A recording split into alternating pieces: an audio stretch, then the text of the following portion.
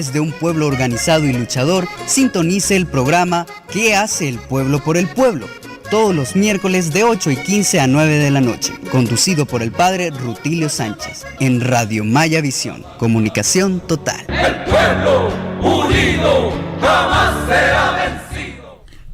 Hola, buenas noches, ¿cómo están ustedes? Me alegro de saludarlos. Así que aquí nos estamos preguntando qué hace el pueblo por el pueblo. Y hoy tenemos mucho de qué hablar. Hoy tenemos unos invitados, como siempre, de mucho lujo.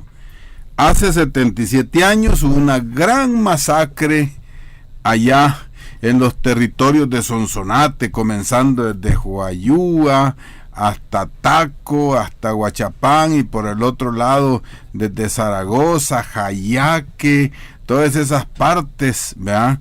Zacacoyo, bajando por toda esa serranía.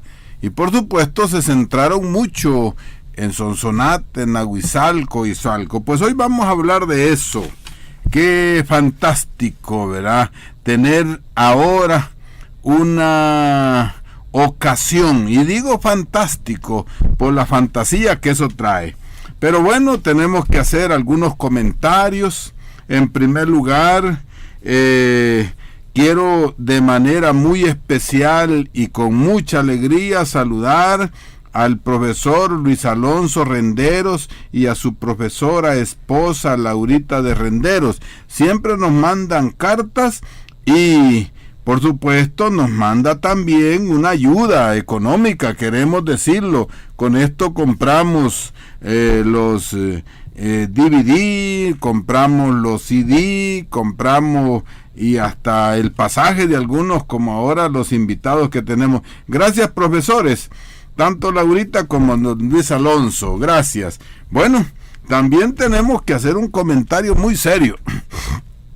Ahora es el señor don Jorge Bush, que ya se fue Bush Laden, pero miren qué terrible, hermanos, se fue sin pagar.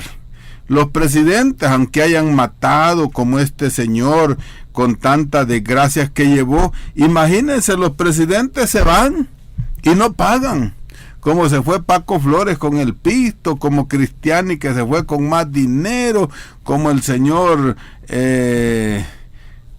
Calderón, como Martínez que se fue después, y a los presidentes nadie los enjuicia. Por eso es ejemplar y muy ejemplar que al señor Pinochet lo hayan metido preso, y otros presidentes un día, primero Dios, en Costa Rica han metido al expresidente preso por ladrón y mafioso. Un día, primero Dios, el pueblo, porque así nos preguntamos qué hace el pueblo por el pueblo. Todos los miércoles estamos aquí. Bien, así que quiero saludar a todo el pueblo salvadoreño, desde La Unión hasta Huachapán, y desde Sonsonate hasta la costa, y de Chalatenango hasta la costa, por haber pasado el evento eleccionario. Y quiero decirle al pueblo de todo el país que lo que se siente en San Salvador, no lo sienten en Izalco, allá están contentos, ¿verdad? Los que ganaron en La Unión, los que ganaron en La Libertad, esos que están luchando allá en San Isidro, los que en Usulután, o sea, en más de cerca de 100 alcaldías ganaron.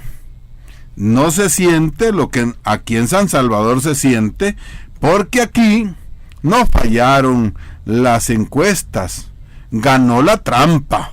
Entonces, pero ahí nos vamos, pues, así que tenemos que hablar en este mes de enero, que hace 77 años que murieron en más o menos en 22 días de matanza. Murieron más de 32,000, ahora dice el Colatino por un testimonio que murieron más de 40,000. Puede ser, si en ese tiempo no hacía conteo. Murieron hermanos nativos, dueños de esas tierras, de las tierras de Sonsonate, que ahora pertenecen a varios señores. Pero así son los signos de los tiempos. Debemos tomar en cuenta los signos de los tiempos, como dice Jesús, tomarlos en cuenta, porque tomando los signos de los tiempos, nos debemos decir, el pueblo, ¿qué debe de hacer por el pueblo? El pueblo de Bolivia, por ejemplo, también hace como 4 años llevó, en este mismo mes de enero, después de 500 años, llevó a Evo Morales. Ese 22 de enero allá, después de 500 años de invasión europea, devolvió el poder al pueblo quechua. Hoy, 20 de enero, también toma posesión como presidente del imperio el hijo de los esclavos, honor para los esclavos, el señor Barack Hussein Obama, signos de los tiempos. Los esclavos han llegado al poder en el imperio más grande de los últimos siglos. ¿Qué dirá aquello de María Santísima en el Magnífica que dice: y derribó el Señor a los poderosos de sus tronos? Bueno, acabamos de participar, decíamos, en un evento eleccionario. Evento condicionado no por el pueblo, sino condicionado para que el pueblo vote. El pueblo no lo ha decidido. Al pueblo lo obligan a votar por aquellos que han preparado la ley. Y son propuestos. Los partidos proponen, o las clases dominantes proponen a un candidato. El pueblo no le queda otra alternativa más que escoger entre los propuestos, y entre los propuestos procura escoger al que más le conviene. Y los que ganan siempre tienen que cumplir lo que la ley dice. Por supuesto, a los de la derecha siempre les resulta más fácil cumplir lo que la ley dice, porque la ley que tenemos en el país no es una ley popular, es una ley, podríamos decir, de derecha antipopular. Si el señor Mauricio Funes gana, tiene que hacer lo que la ley dice. Él no se tiene que inventar nada. Ya hay cosas establecidas. Todo está encarrilado. Y aunque se escoja el mejor, el que el pueblo cree o que piensa que es el mejor, ese elegido no necesariamente hará lo que el pueblo necesita o sea conveniente.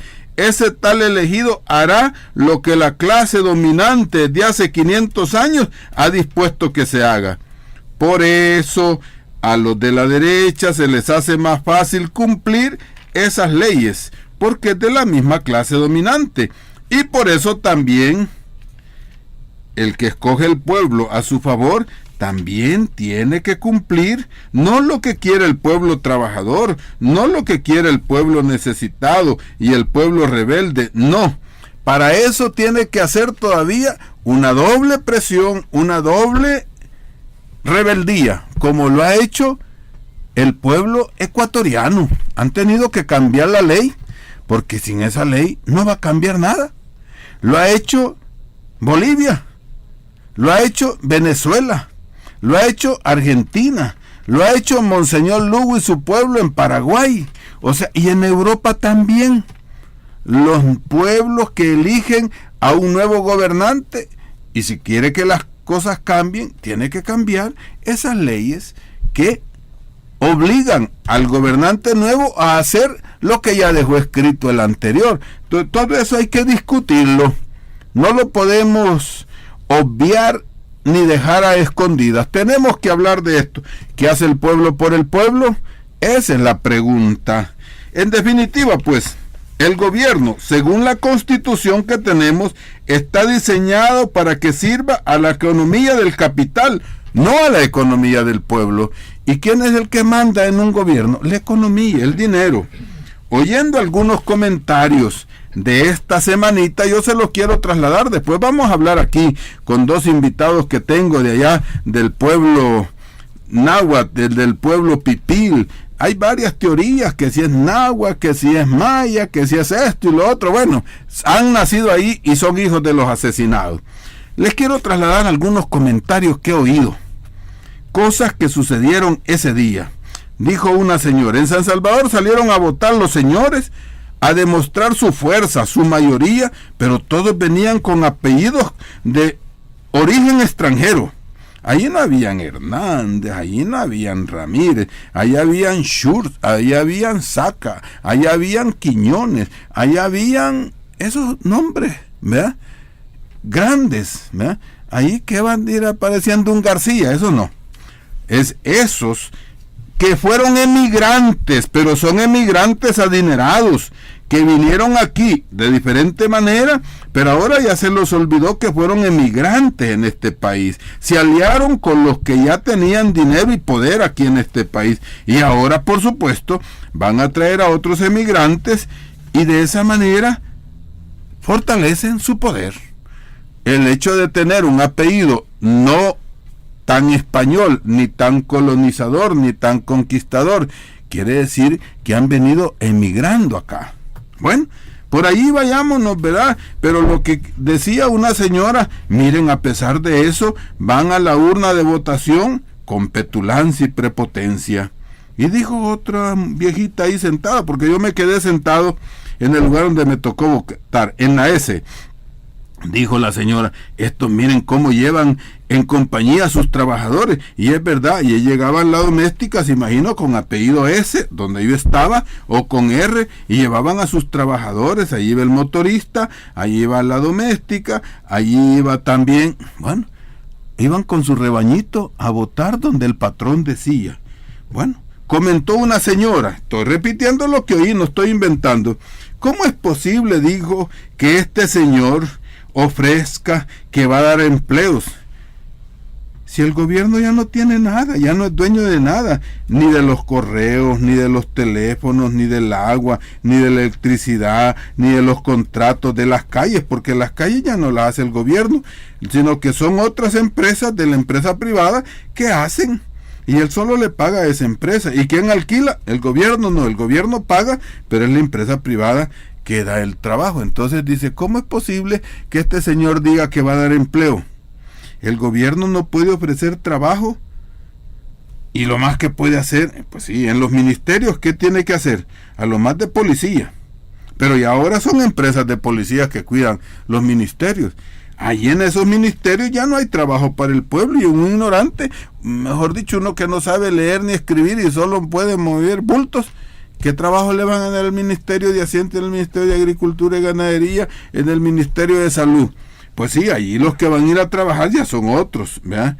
Eso lo dispone los empleos, la clase adinerada, que se apoderó de todo. Bueno, las elecciones, dijo también ya uno mero entendido, las elecciones, dijo, son la mejor forma de conocer lo que es la lucha de clases, donde la clase en el poder lucha contra el pueblo que le quiere quitar el poder, por supuesto por medio del voto, pero los ricos están en ventaja, porque los ricos tienen el poder de comprar el voto, tienen el dinero para hacer más propaganda, tienen el dinero para mandar a pintar todas las calles, amenazan, y por supuesto compran los votos, tienen el poder, tienen el dinero, y hasta tienen el dinero para hacer trampa, dijo otro, y todavía no se habían dado cuenta de lo que había pasado. Bueno, eso es lo que se veía, ¿verdad?, ahí. Y también una señora, porque yo me fui sentando por ahí, dijo, miren cómo le están dando de comer a su gente. Hablaba del partido más rico, pues. Bien saben que tienen hambreando al pueblo y les resulta fácil pagar unos dólares, dar un bocadito bueno, darles una palmadita en la espalda, y muchos humildes con eso se sienten pagados. Decía otra señora, ya me había trasladado porque hice una crónica, me fui a otro centro de votación. ¿Cómo se les nota que estos señores no saben caminar en lo disparejo?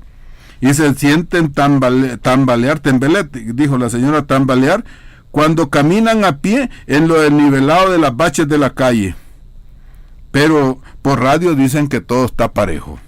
Bueno, hablando y comentando pues sobre los acontecimientos eleccionarios, el domingo 17 debemos tomar conciencia del poder de visión, de vigilancia del pueblo. Arena, aquí en San Salvador, obtuvo más votos porque vinieron los pobladores de los alrededores y vinieron a votar. Por supuesto, a nadie se le puede prohibir que cambie de domicilio, pero esto era amañado. Pero sí, en San Salvador lograron hacer eso los que venían del extranjero, ya sean hermanos guatemaltecos, hondureños o nicaragüenses. Ahí estuvo el pueblo.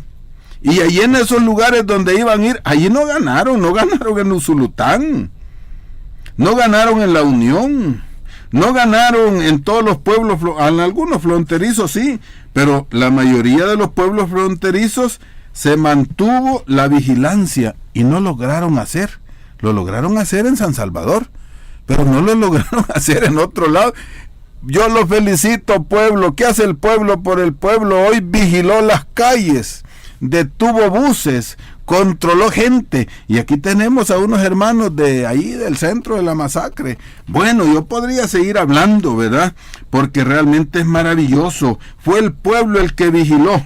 En San Salvador, los habitantes de San Salvador sienten alguna cosa fea, porque se les ganó. Echa la ley, echa la trampa. Y así usaron la ley para legalizar lo ilegítimo. Qué terrible, ¿verdad? Pero el pueblo vigiló, lo felicitamos, y queremos felicitar a esos que están peleándose todavía. Eso es democracia, pelear por su voto. Guacotecti adelante, San Isidro adelante, San Francisco Morazán en Chalatenango, a todos los pueblos que en este momento siguen peleando o ya se pelearon y definieron. Eso es democracia. Voten por quien quiera, pero el que vota tiene derecho de defender su voto.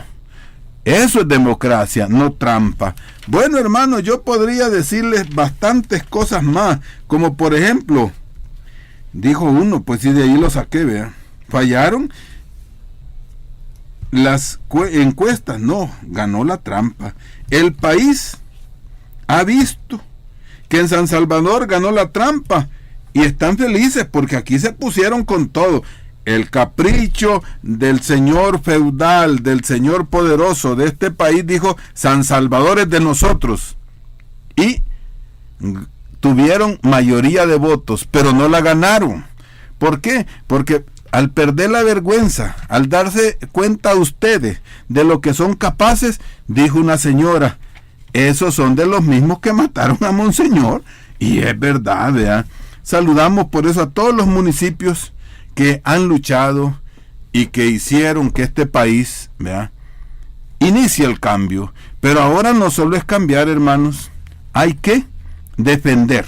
Por eso hoy tenemos unos invitados fantásticos. Aquí tenemos unos que vienen, ya saben que hace 77 años el señor Martínez, un presidente de este país, diciendo que eran comunistas los que tenían las tierritas más bonitas de por ahí, mandó al ejército a matarlos. Y todavía hoy muchos de ustedes creen que ahí fueron comunistas los que mataron.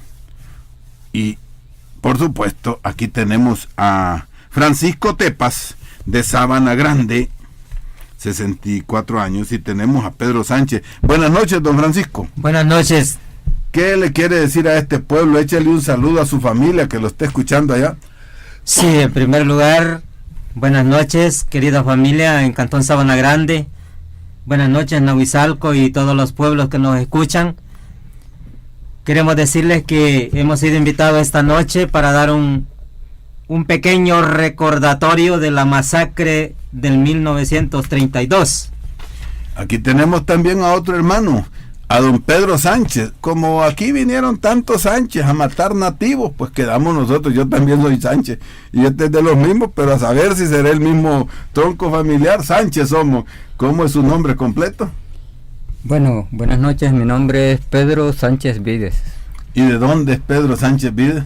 Bueno, yo vengo de la comunidad Pushtan.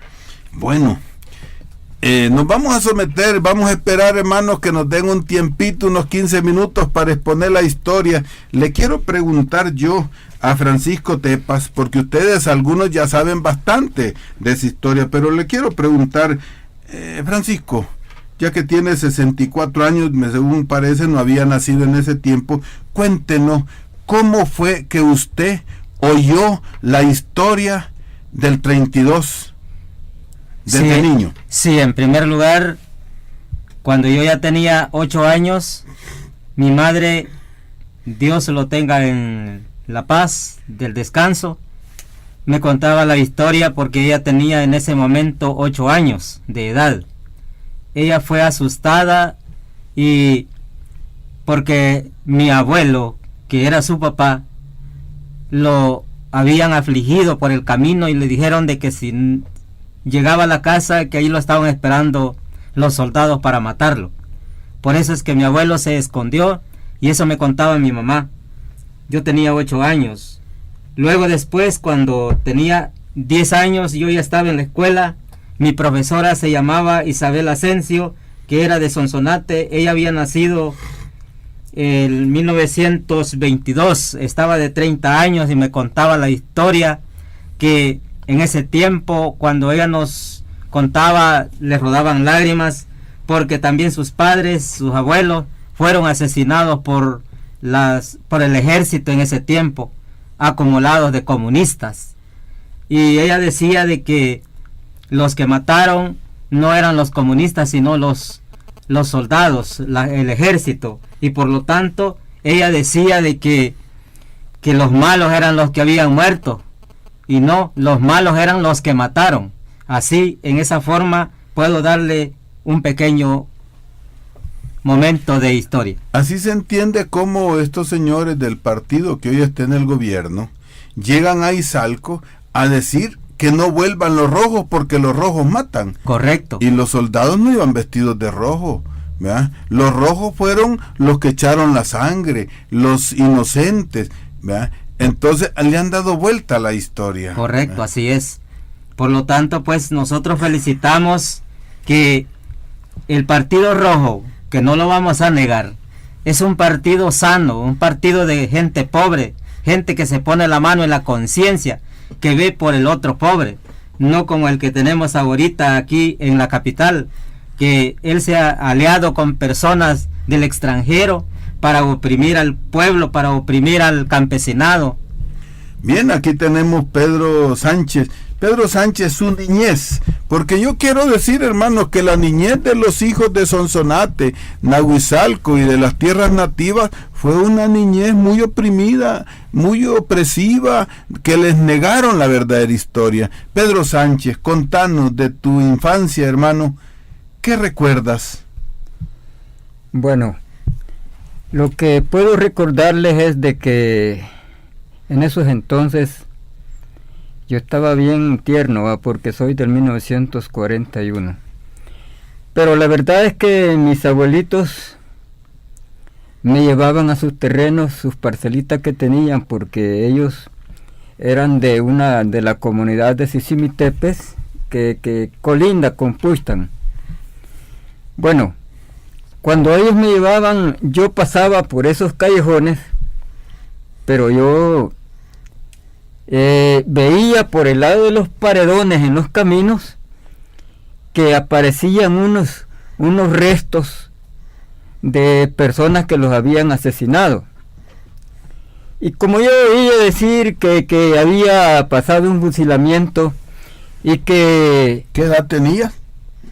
Tenía por ahí como largo de 6 a 7 años. Ya. Porque me recuerdo y yo vi bien claramente nuestros hermanos, o sea, los cadáveres que estaban. Porque cuando yo pasaba se veían los restos que estaban casi desnudos porque no los enterraron muy hondo. Entonces yo le preguntaba a mi abuelito y mi abuelita, porque me llevaban de la mano, y les preguntaba qué era eso.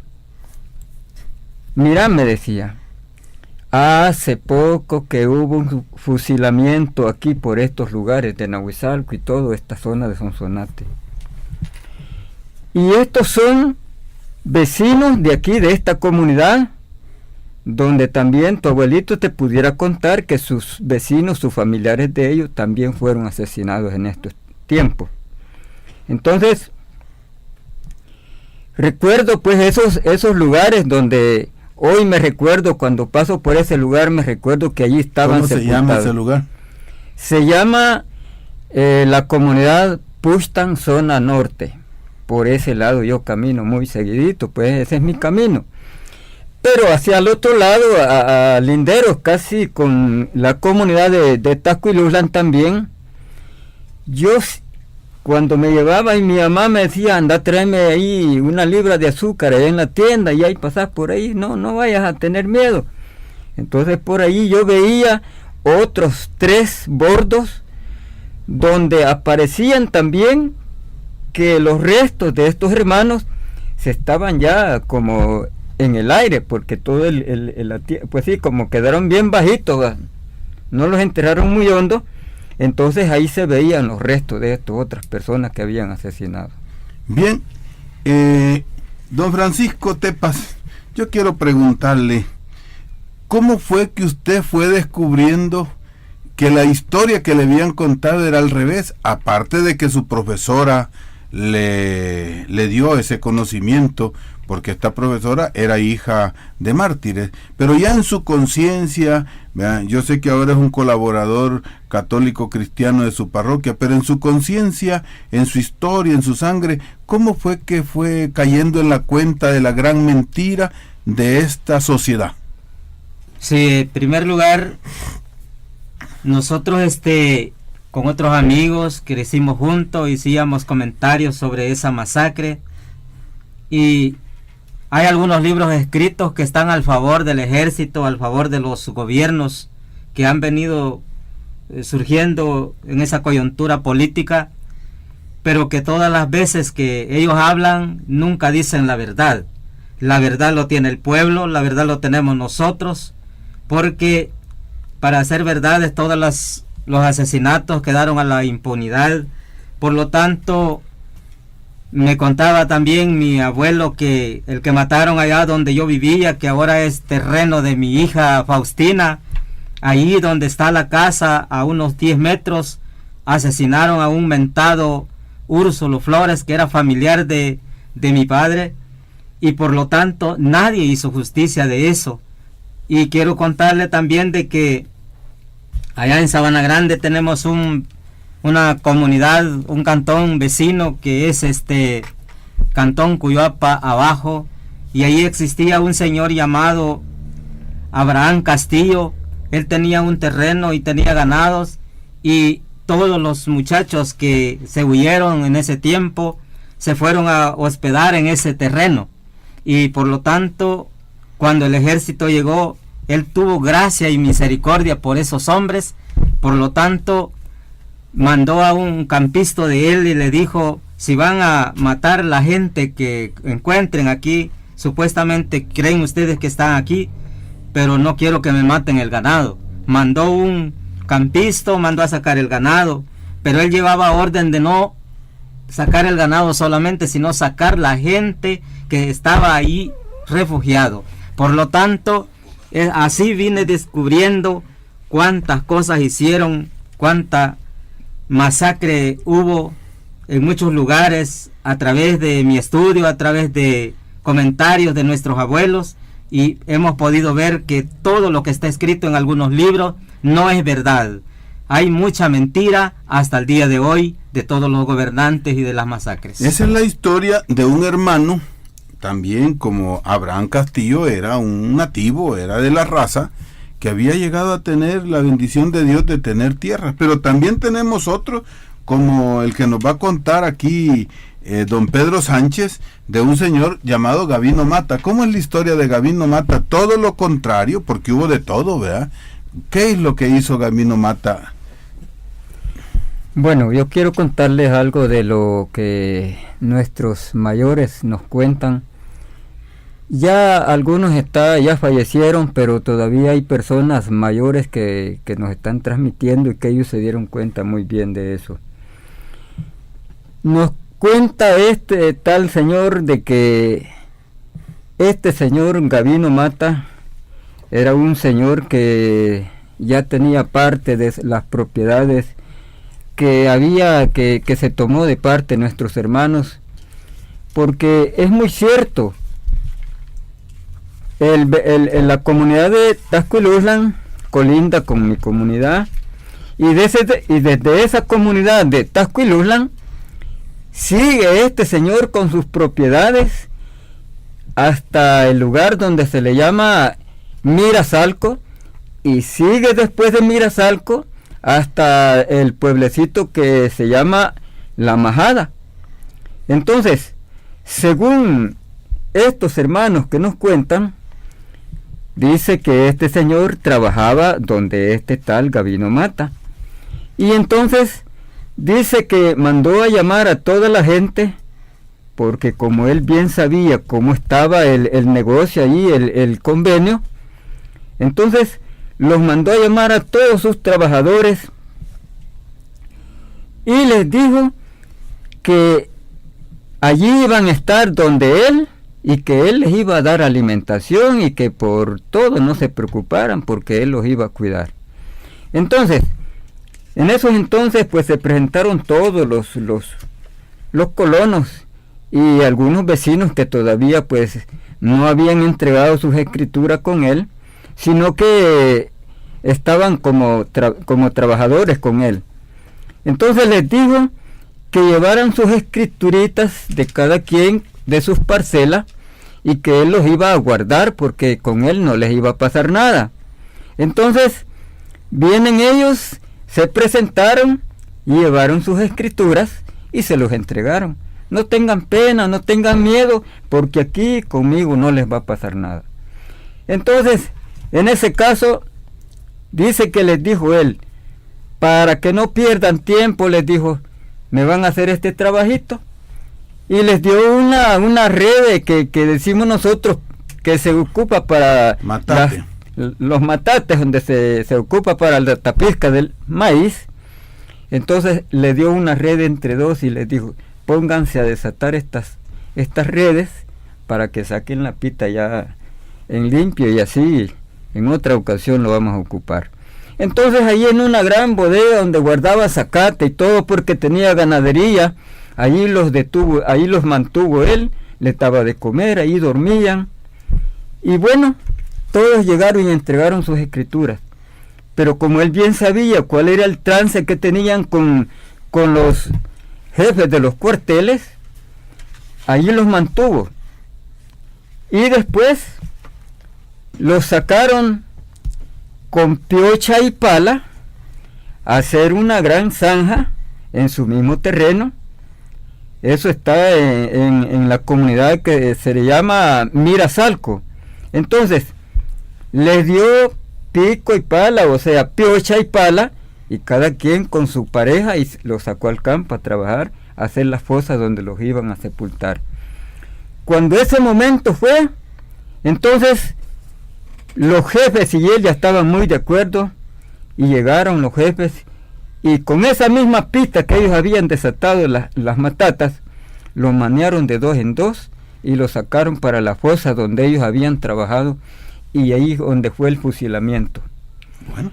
Y de allí que uno de ellos sobreviviente sintió que él se estaba bañando en sangre y había quedado hasta abajo de los demás, y cuando él sintió que podía salir, y se fue movilizando y movilizando, y quedó escuchando si ya no había ruidos.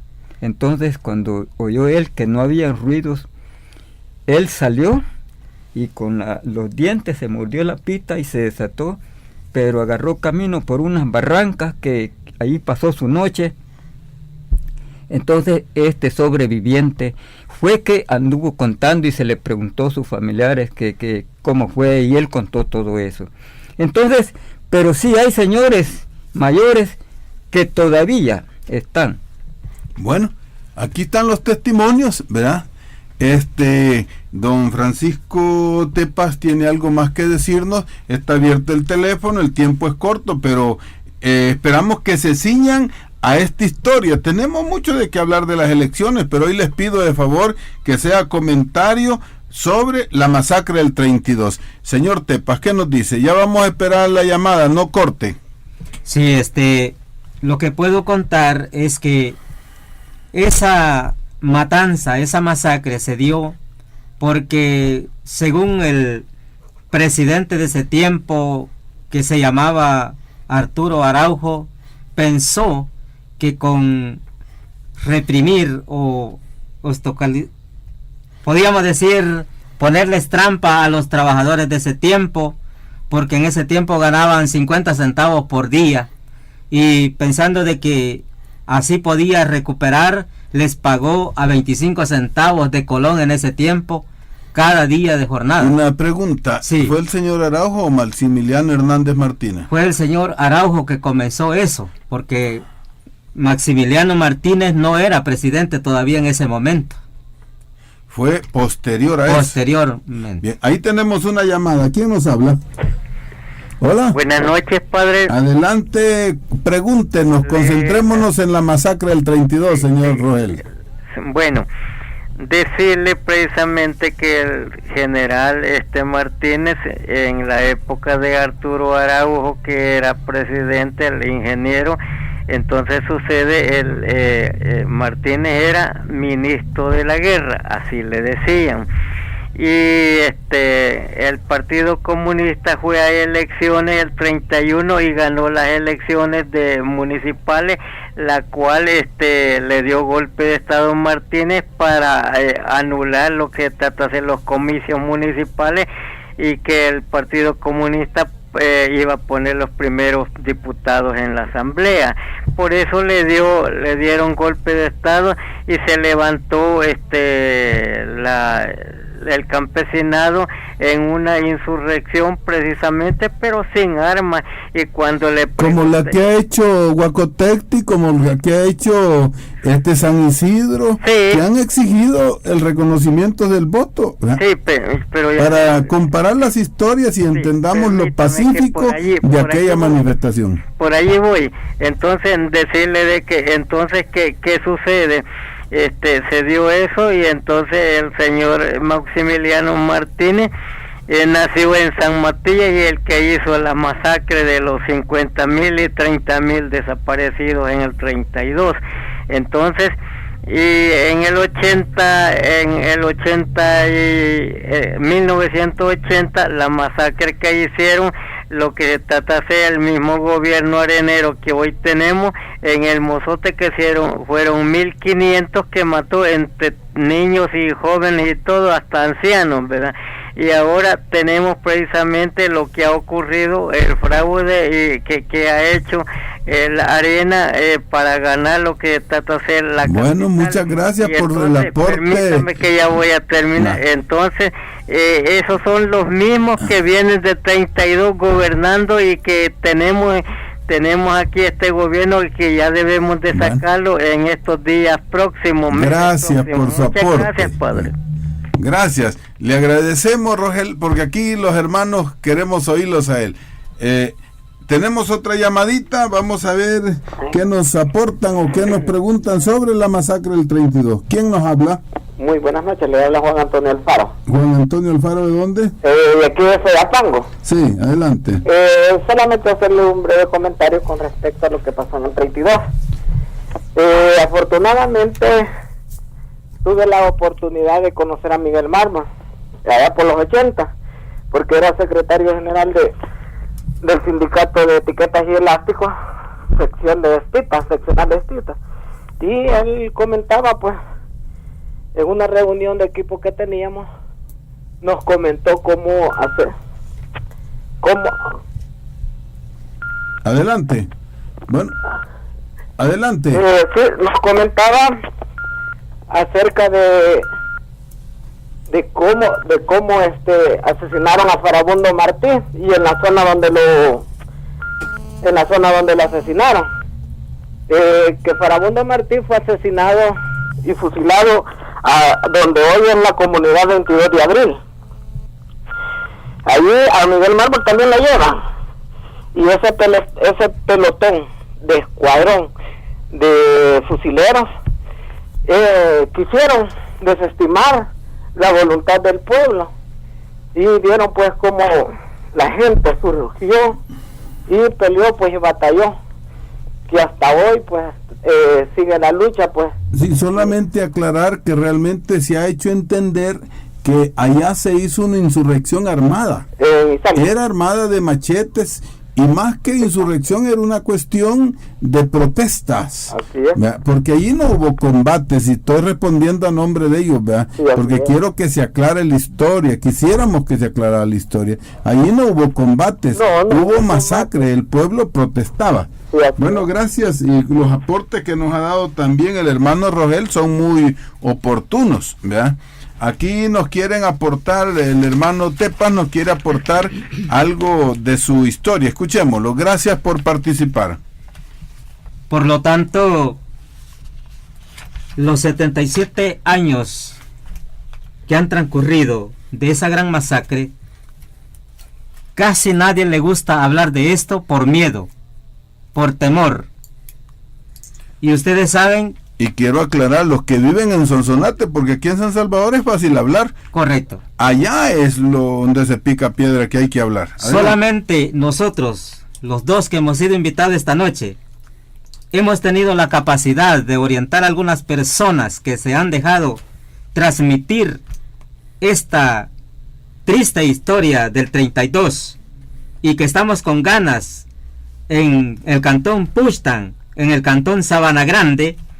Vamos a empezar a despertar la gente, más que todo la juventud, porque hoy este tiempo por la televisión sale una cosa que nuestro gobierno, no es por estar en contra de él, pero lleva una ideología que no va de acuerdo a la voluntad del pueblo.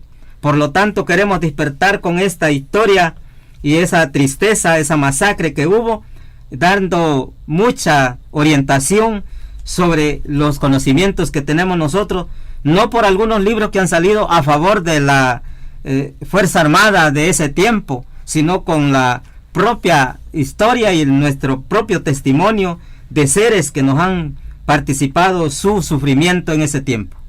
Bueno, Pedro Sánchez, ¿qué están haciendo ustedes ahora? Porque este programa se llama ¿Qué hace el pueblo por el pueblo?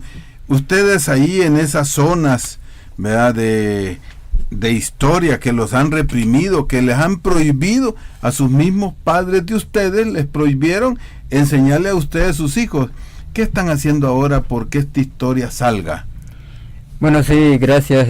Yo lo que puedo decirles de que realmente, así como nos han venido callando desde aquel entonces, sigue los ejércitos siguen queriendo callarnos.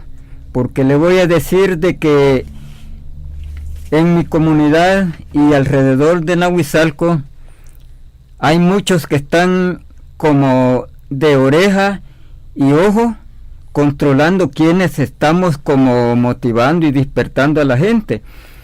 Y la verdad es que nos ponen como entrampados, diciendo de que por allá en mi comunidad hay unas personas que dicen que ya nos han puesto el dedo y que estamos en lista porque al rato pues vamos a pasar también como estos hermanos que fueron masacrados.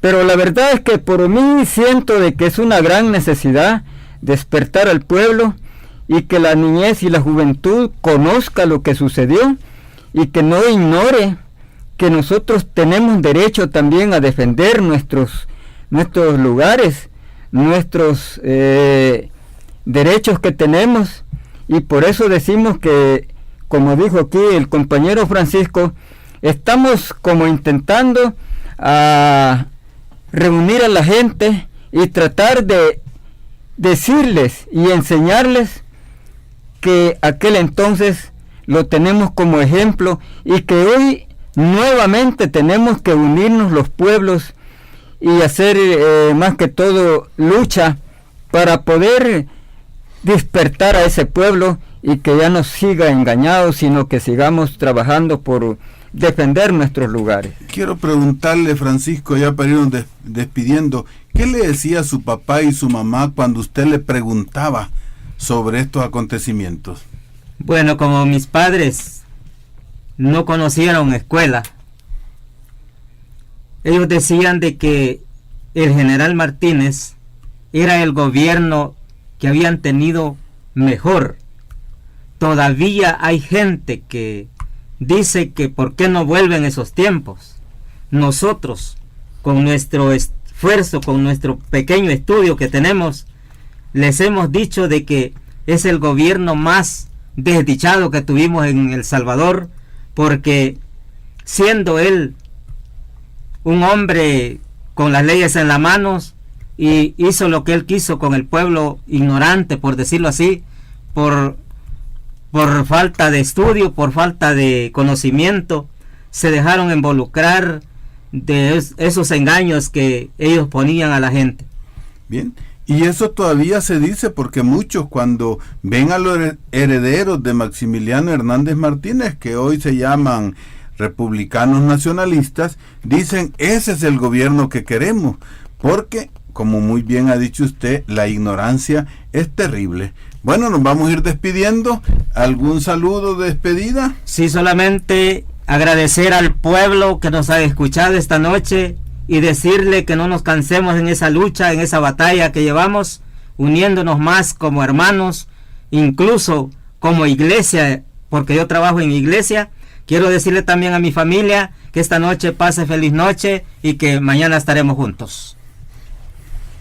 Bueno, sí, gracias. Para despedirnos, también quiero darle gracias a toda la cherada, la radio escucha, que nos han puesto atención y que escuchan este programa, que es de gran importancia para que vayamos conociendo lo importante que somos en nuestras comunidades y así poder seguir adelante con esta lucha, porque es tan importante y necesario que vayamos aprendiendo y descubriendo que de verdaderamente nosotros tenemos derecho a defendernos y a defender nuestros lugares.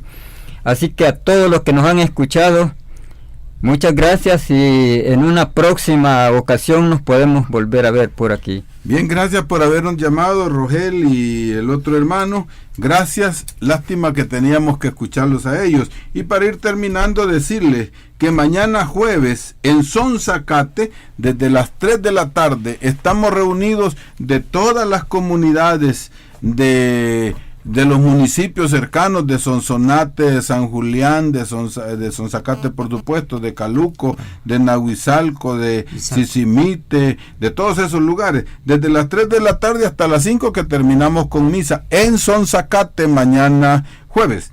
Y el viernes en Nahuizalco, desde las 3 de la tarde también hasta las 6 de la tarde. Ahí no habrá misa, ahí será todo de testimonios de los sobrevivientes y de los hijos de los sobrevivientes. Los esperamos en Nahuizalco el viernes 23, y el sábado 24 los esperamos en el mero Izalco.